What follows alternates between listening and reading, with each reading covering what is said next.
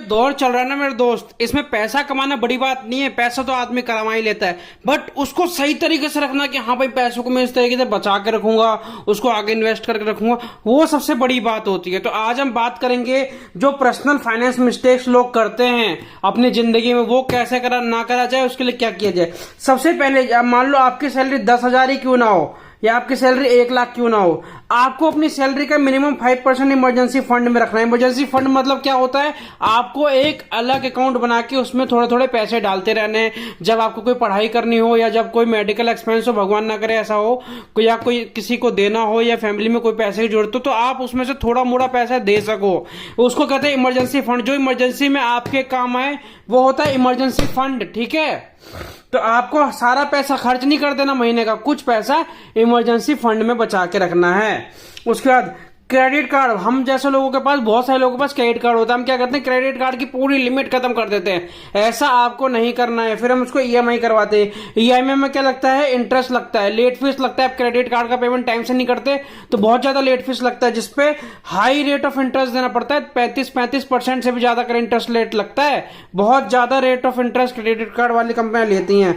तो उनका मेन काम होता है आपको क्रेडिट कार्ड बेचना, पर आपको क्रेडिट कार्ड बिल्कुल सही तरीके से इस्तेमाल करना है। मैं ये नहीं कह रहा नहीं रखना है, रखो, पर यूज वाइजली, अपना दिमाग लगाओ, चीजों को समझो फिर यूज करो। ये हड़बड़ी में यूज नहीं करना। और सबसे जो मेन चीज होती है, लोग इंश्योरेंस नहीं कराते, ठीक है। हेल्थ इंश्योरेंस तो चलो आप जहां जॉब करते हो वो कंपनियां भी बहुत सारी देती हैं, पर टर्म लाइफ इंश्योरेंस तो आपको कराना ही कराना चाहिए। 1 करोड़ का, 50 लाख का, जो आपके जाने के बाद आपके फैमिली के लिए इंपॉर्टेंट होता है, ठीक है। आप तो चले जाओगे, मेन क्या होगा, आपकी फैमिली कैसे सर्वाइव करेगी, उनके पास कोई अर्निंग सोर्स छोड़ना है, तो ये टर्म लाइफ चीज काम आएगा। या एलआईसी करा लो, जिसका मेच्योरिटी पे पैसा मिलता है। टर्म लाइफ में भी बहुत सारे मेच्योरिटी पे पैसा मिलता है और एलआईसी भी सेम ही होता है, ठीक है। इसमें ज्यादातर इन्वेस्टमेंट बेनिफिट्स भी होते हैं, ठीक है। इसमें इन्वेस्टमेंट बेनिफिट नहीं होते, इसमें सिर्फ आपकी लाइफ कवर होती है। और हेल्थ इंश्योरेंस तो जरूर कराओ, चाहे किसी भी हॉस्पिटल में एडमिट हो, कहीं भी एडमिट हो, तो वहां से कवर हो जाता है। मान लो साल का आपने 10,000 रुपए दिया, पर अगर आपको कोई ऐसी इमरजेंसी आ गई या फैमिली में कोई दिक्कत आ गई, तो 5 लाख तक का कवर आपका हॉस्पिटल वाला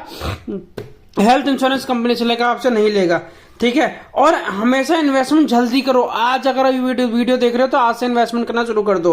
ये इन्वेस्टमेंट का कोई राइट टाइम नहीं होता। कंपाउंडिंग का